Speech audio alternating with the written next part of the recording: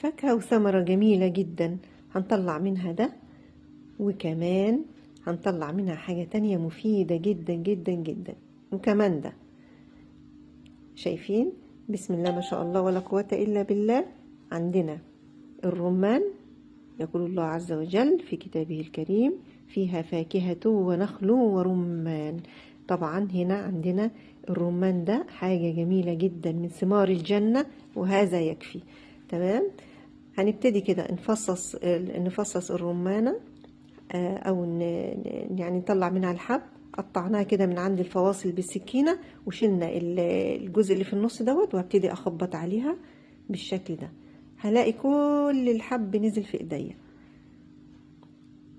هيطلع كله كده بسم الله ما شاء الله بطريقة سهلة جدا، او عايزة تفصصيه بأي طريقة تحبيها براحتك. المهم ان احنا نخرج الحب من الثمرة بالشكل ده. تمام. نضيفة جدا اهي، مفيش اي حاجة. وهناخدها عشان اقولك دلوقتي نعمل بيها ايه. حطيت هنا الحب بتاع الرمان في الخلاط، وبدأت اضربه كويس جدا، وهصفيه بقى بالمصفى. انا هنا صفيته مرتين وفلترته كويس جدا. بعد ما صفيته كده حطيته في شاشة وفلترته كويس جدا من اي شوائب. في الحلة بقى هصفي العصير بالشكل ده. ويا سلام على فوائد العصير، يا سلام. معالج للأنيميا، مع كده بنجرية وتضرب في الخلاط بسم الله ما شاء الله. حطيت هنا نص كوباية من السكر، على معلقة صغيرة من ملح الليمون، عشان ملح الليمون هنا مادة حافظة، والسكر هيساعد شوية ان العصير بتاع الرمان يعقد معايا شوية، عشان نطلع منه بقى دبس الرمان اللي بنستخدمه استخدامات كتيرة جدا. هبتدي اشيل الشوائب او اشيل الريم اللي فوق دوت. كل ما يطلع بشيله بالمعلقة او بشيله بمصفى. سبته بقى على النار لحد ما على نار يعني بسيطة جدا او متوسطة، وهسيبه بقى لحد ما يتبخر كل السوائل اللي فيه او المية اللي فيه. هعرف كده ان هو الحركة دي بتعرفني ان هو كده تمام. وهنشوف دلوقتي في الطبق الابيض دوت هيبان اكتر.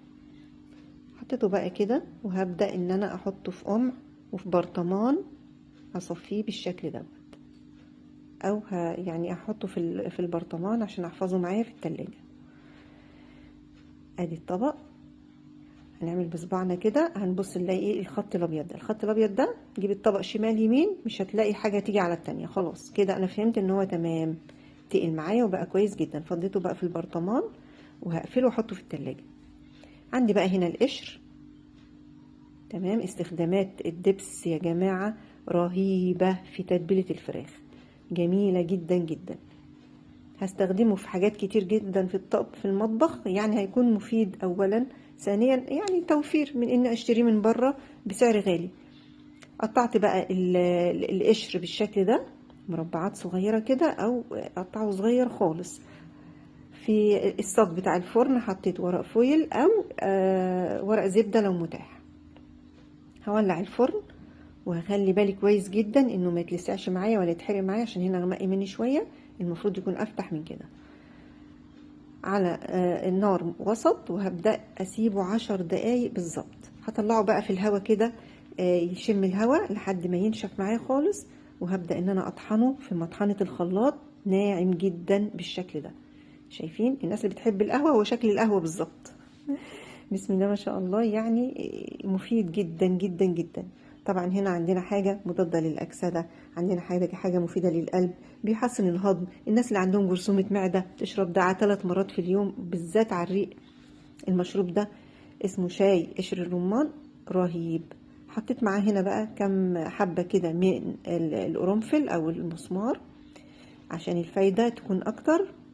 وبدأت بقى كده إيه الناس تشربه، مفيد جدا جدا جدا. الناس بقى اللي ايه طبعا هو في مرارة سنة كده، عشان المرارة لو هشربه للأولاد معلقة كده من العسل الأبيض هتخليه تمام جدا. وبالهنا والشفا، والسلام عليكم.